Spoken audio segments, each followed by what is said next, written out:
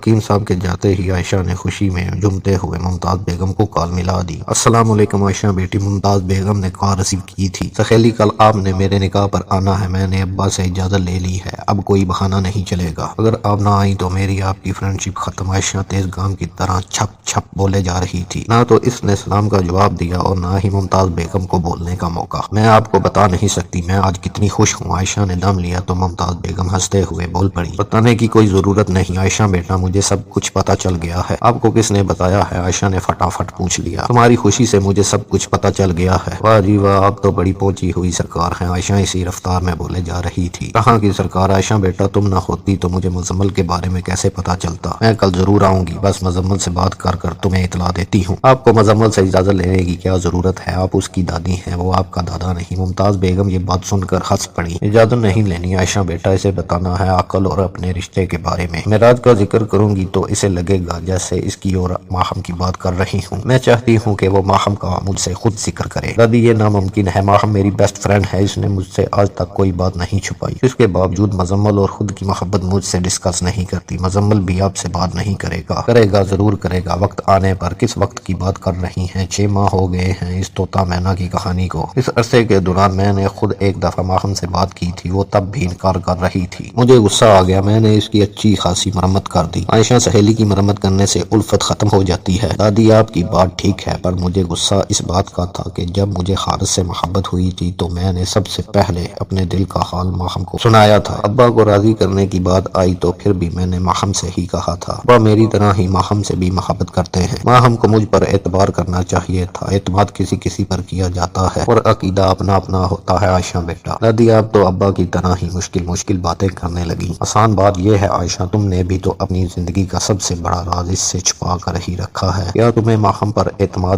نہیں؟ وہ بیچاری تو اپنا راز بھی نہ چھپا سکی، صرف ماننے سے انکاری ہے۔ عائشہ بیٹا اسے تمہاری ضرورت ہے، اس کا خیال رکھو۔ ممتاز بیگم کی باتوں سے عائشہ کسی گہری سوچ میں پڑ گئی۔ چند منٹ پہلے والی شوخی سوچوں کے سمندر میں ڈوب گئی۔ دادی مجھے ماہم کی طرف جانا ہے، رکھتی ہوں، عائشہ نے سنجیدگی سے کہتے ہوئے موبائل بند کر دیا۔ عائشہ جمعے کی نماز کے بعد ماہم سے ملنے گئی۔ جب وہ ان کے گھر پہنچی تو مریم بی بی اور مونا بازار جانے کی تیاری کر رہی تھی۔ آنٹی کدھر کی تیاری ہے؟ عائشہ نے پوچھا۔ تمہاری سانس نے مجھے اور مونا کو زبردستی اپنے ساتھ تیار کر لیا ہے، بازار تک جا رہی ہیں۔ عائشہ آپ بھی چلو ہمارے ساتھ، حارث بھائی بھی ساتھ ہے، مونا نے عائشہ سے کہا ہی تھا۔ گاڑی کے ہارن کی آواز کانوں میں پڑی، سب کا دھیان ادھر گیا۔ بڑی لمبی عمر ہے اپنے حارث بھائی کی، مونا نے شرارتی انداز میں کہا تھا۔ مریم بی بی عائشہ کے ساتھ مونا کی بے تکلفی نوٹ کر رہی تھی۔ مونا مریم بی بی نے ڈانٹتے ہوئے مونا کو ٹوکا تھا۔ عائشہ تم سے بڑی ہے، تمہارا مذاق بنتا نہیں، چلو حارث انتظار کر رہا ہے، عائشہ تم آؤ اور گیٹ بند کر لو۔ آنٹی ماہم آپ کے ساتھ نہیں جا رہی؟ عائشہ نے جانتے ہوئے بھی ایسے ہی پوچھ لیا تھا۔ پہلے وہ کون سا بازار جاتی ہے؟ فریج میں کھیر رکھی ہے، وہ نکال کر اس کے کمرے میں لے جانا، خود بھی کھا لینا اور اسے بھی کھلا دینا۔ مریم بی بی صحن میں گزرتے ہوئے عائشہ کو ہدایت دے رہی تھی۔ دروازے پر پہنچ کر عائشہ رک گئی۔ مریم بی بی اور مونا گاڑی میں بیٹھ گئی۔ عائشہ نے آدھے کھلے گیٹ سے ہی حارث کا دیدار کر لیا تھا۔ حارث بے خبر تھا عائشہ کی موجودگی سے۔ عائشہ آپ ہی گیٹ بند کر لو، مونا نے گاڑی میں بیٹھ کر جان بوجھ کر ہی صدا لگا دی تھی۔ عائشہ کا نام سن کر حارث کے کان کھڑے ہو گئے تھے، تب تک وہ گاڑی چلا چکا تھا اور عائشہ نے گیٹ بند کر لیا تھا۔ مریم بی بی نے ایک بار پھر مونا کو گوری ڈالی تھی جو کہ حارث کے ساتھ فرنٹ سیٹ پر بیٹھی تھی۔ مریم بی بی اپنی سہیلی حلیمہ کے ساتھ پچھلی سیٹ پر بیٹھی تھی۔ واہ جی واہ، کیا ٹیسٹی کھیر بنائی ہے آنٹی جی نے، عائشہ کھیر کھاتے ہوئے اس پر بات کر رہی تھی۔ ماہم نے دیکھا تو ہلکا سا مسکرا دی۔ ٹیسٹ تو کرو، تھوڑی سی ڈال کر دوں؟ عائشہ نے خلوص سے پوچھا تھا۔ میرا دل نہیں چاہ رہا، ماہم نے پھیکی مسکراہٹ کا سہارا لیتے ہوئے کھیر کھانے سے انکار کر دیا تھا۔ میں کافی دنوں سے نوٹ کر رہی ہوں تم بجھی سی ہو، اینی پرابلم؟ تمہارا وہم ہے، ایسا تو کچھ نہیں، ماہم نے پھیکا سا جواب دیا۔ کل میرا نکاح ہے، یو نو کہاں ہے میری وہ بیسٹ فرینڈ جس نے میری منگنی پر اتنی رونق لگائی تھی؟ عائشہ نے کھیر کی خالی پیالی میز پر رکھی اور نگاہ ماہم کے چہرے پر ڈالی۔ ماہم تمہیں ایک بات بتاتی ہوں، تم پہلے خوشبو کی طرح تھی، جہاں بھی جاتی خاموشی کے باوجود اپنی خوشبو چھوڑ دیتی۔ اب تم اندر ہی اندر سے سلگ رہی ہو، مزمل کی محبت کا اقرار کر لو یا شمعوں سے رشتہ توڑ دو۔ عائشہ کی بات سن کر ماہم نے بے چین نظروں سے اسے دیکھا تھا۔ ایسے مت دیکھو دیوانوں کی طرح، عائشہ نے روکھے لہجے میں کہا تھا۔ ماہم نے پاگلوں کی طرح ہنسنا شروع کر دیا۔ عائشہ کو اس کی ہنسی پر شدید غصہ آ گیا تھا۔ گو ٹو ہیل، عائشہ یہ کہتے ہوئے غصے سے اٹھی اور کمرے سے جانے لگی۔ ماہم نے بڑھ کر اس کی کلائی تھامتے ہوئے کہا، سوری عائشہ۔ عائشہ نے جلدی سے ماہم کی پیشانی پر اپنا دوسرا ہاتھ رکھا ہی تھا، اس کا غصہ پریشانی کی شکل اختیار کر گیا۔ تمہیں تو تیز بخار ہے، تم نے مجھے بتایا کیوں نہیں؟ تم لیٹ جاؤ، میں عباس سے دوائی لے کر آتی ہوں۔ عائشہ نے ماہم کو بیڈ پر لٹا دیا تھا اور خود جانے لگی تھی۔ عائشہ بیٹھ جاؤ، دوائی میں نے تھوڑی دیر پہلے ہی لائی ہے۔ ماہم جو کہ لیٹی ہوئی تھی اٹھی اور بیڈ کی بیک سے ٹیپ لگا کر بیٹھ۔ عائشہ نے رائٹنگ ٹیبل والی کرسی گھسیٹ کر ماہم کے بالکل سامنے رکھی اور اس پر وہ بھی بیٹھ گئی۔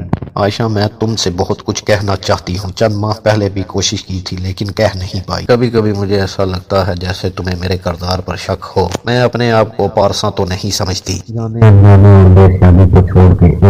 وثوق سے کہتی ہوں، میرے جسم کو آج تک صرف ایک مرد نے چھوا ہے۔ بنش کی برات والے دن سب کچھ تمہاری آنکھوں کے سامنے ہی ہوا تھا۔ میرا خدا جانتا ہے اس میں میری کوئی بدنیتی ہرگز شامل نہیں تھی۔ وہ سب کچھ اتفاقاً ہو گیا تھا۔ اس غلطی کے لیے میں رب کعبہ کے سامنے بڑا گڑ گڑاتی ہوں۔ ماہم بات کرتے کرتے خاموش ہو گئی تھی۔ عائشہ مجسمہ بنی سے دیکھ رہی تھی۔ عائشہ، مجھے تھوڑا پانی پلا دو۔ ماہم نے کہا ہی تھا کہ عائشہ نے سائڈ ٹیبل پر گلاس اور پانی کی بوتل پر نظر ڈالی۔ بوتل میں چند قطرے پانی ہی تھا۔ اس نے خالی بوتل پکڑی، کھیر والی برتن ٹرے میں رکھے اور کمرے سے چلی گئی۔ چند منٹ بعد پانی کی بھری ہوئی بوتل کے ساتھ کمرے میں داخل ہوئی۔ اس نے شیشے کے گلاس میں ماہم کو پانی ڈال کر پیش کیا۔ ماہم نے آدھا گلاس پانی پیا اور آدھا بھرا ہوا گلاس ٹیبل پر رکھ دیا۔ تم اکثر مجھ سے کہتی ہو مجھے اس سے محبت ہو گئی ہے۔ محبت کا تو پتہ نہیں، یہ بات پتھر پر لکیر کی طرح واضح ہے کہ ابو کی طے کی ہوئی نسبت نہ تو میں توڑوں گی اور نہ ہی امی کو توڑنے دوں گی۔ اب اس کے بعد میں کیوں اسے دیکھتی ہوں اس کی مجھے بھی خبر نہیں۔ فجر کے وقت جو گناہ کرتی ہوں عشاء تک اس کی معافی تلافی میں لگی رہتی ہوں۔ روزانہ ہی اسے نہ دیکھنے کا عہد کرتی ہوں اور ہر روز ہی توڑ دیتی ہوں۔ عشاء کے بعد جب بستر پر لیٹتی ہوں تو ایسا محسوس ہوتا ہے جیسے اس نے شمون کے نام سے بک خالی پلاٹ پر چپکے مکان کھڑا کر لیا ہے اور اب وہ اس مکان میں الفت کا دیپ جلا کر اس سے محبت کا آشیانہ بنانا چاہتا ہے۔ میری ہزاروں کوششوں کے باوجود میرے دل میں اس کی یادوں کی محفل لگی رہتی ہے۔ عائشہ، میری سمجھ سے باہر ہے سارا معاملہ۔ اگر یہی محبت ہے تو میں اس کا اقرار بھی نہیں کر سکتی۔ اقرار کے بعد اگر فرار کا راستہ اختیار کروں گی تو جہنم میں جاؤں گی۔ گڈی تم مت جہنم میں جاؤ، ایک مہربانی ضرور کر دو، اسے انتظار کروانے کی بجائے سیدھا اور صاف انکار کر دو۔ وہ بھی اپنے گھر میں سکون سے بیٹھے اور تم بھی اس کھڑکی کو بند کر سکو، اس طرح کم از کم سکون کی نیند تو سو سکو گی۔ عائشہ نے دو ٹوک لہجے میں اپنی طرف سے سیدھی بات کہہ دی تھی۔ عائشہ، حکیم چاچا کہتے ہیں محبت میں انتظار زندگی تھم جانے کا نام ہے اور محبت میں محبت کو انکار موت کے مترادف ہے۔ ماہم نے بے تابی سے کہا تھا۔ نائس، چلو تم نے مانا تو صحیح کہ یہ محبت ہی ہے، عائشہ نے فتحانہ مسکراہٹ چہرے پر سجے ہوئے کہا تھا۔ ماہم نے اس کی مسکراہٹ کو دیکھ کر مسکرانے کی کوشش کرتے ہوئے سائڈ ٹیبل پر آدھے بھرے ہوئے شیشے کے گلاس پر نظر ڈالی اور کہنے لگی، میں نے حکیم چاچا کی کہی ہوئی ایک بات تمہیں بتائی ہے، محبت کا اقرار نہیں کیا۔ ماہم نے اپنی بات کی وضاحت پیش کی۔ That is interesting. محبت کا اقرار نہیں کیا، عائشہ نے ماہم کے انداز میں ہی کہا تھا۔ اس کا انداز دیکھ کر ماہم کے ہونٹوں پر میٹھی مسکراہٹ بکھر گئی۔ عائشہ، اس پانی کے آدھے گلاس کی طرف دیکھو، آدھا گلاس پانی سے بھرا ہوا ہے اور آدھا خالی۔ تم آدھے بھرے ہوئے گلاس میں محبت کا پانی دیکھ رہی ہو اور میں آدھے خالی گلاس میں نسبت کی ہوا کو محسوس کر رہی ہوں۔ دونوں ہی اپنی اپنی جگہ پر اٹل حقیقتیں ہیں۔ عائشہ نے خالی گلاس کو غور سے دیکھا اور کچھ دیر سوچا، پھر مسکراتے ہوئے کہنے لگی، خالی گلاس میں ہاں نہیں انکل کی طے کی ہوئی نسبت ہے۔ مزمل بیگ اچھا انسان ہے، محبت بھی کی تو کس نمونے سے کی۔ دونوں کے چہروں پر خوشی لوٹ آئی تھی۔ شکر ہے تمہارے چہرے پر رونق تو آئی، بڑے بڑے ڈلاگ مار رہی تھی۔ ماہم چودھری، مجھے تمہارے کردار اور حیا پر شک نہیں۔ وہ تمہیں دیکھتا ہے، تم اسے دیکھتی ہو، دل میں سوال تو اٹھے گا۔ جب وہ مجھے دیکھتا ہے تو اس کی نظروں پر حیا کا غلاف ہوتا ہے۔ اس کی نظروں سے میرے چہرے کو چبھن محسوس نہیں ہوتی بلکہ ایک لمحے کا احساس ہوتا ہے۔ واہ جی واہ، قربان جاؤں تمہارے منطق پر، کوئی اور سنے گا تو لطیفہ سمجھ کر ہنس دے گا۔ تم اپنی بتاؤ، دوسروں کو چھوڑو، خیر مجھے تو تمہاری فکر ہے، تمہیں کل میرے نکاح میں آنا ہوگا، عائشہ نے زور دے کر کہا تھا۔ پتہ ہے، آج کی معذرت کل کی رات تمہارے ساتھ ہی گزاروں گی، ماہم نے جواب دیا۔ کل اچھی طرح تیار ہونا، مزمل بیگ کی دادی بھی آ رہی ہیں، عائشہ نے اطلاع دی۔ عائشہ کی بات سن کر ماہم سوچ میں پڑ گئی۔ چند لمحوں بعد منہ میں بولی، مزمل بیگ کی دادی؟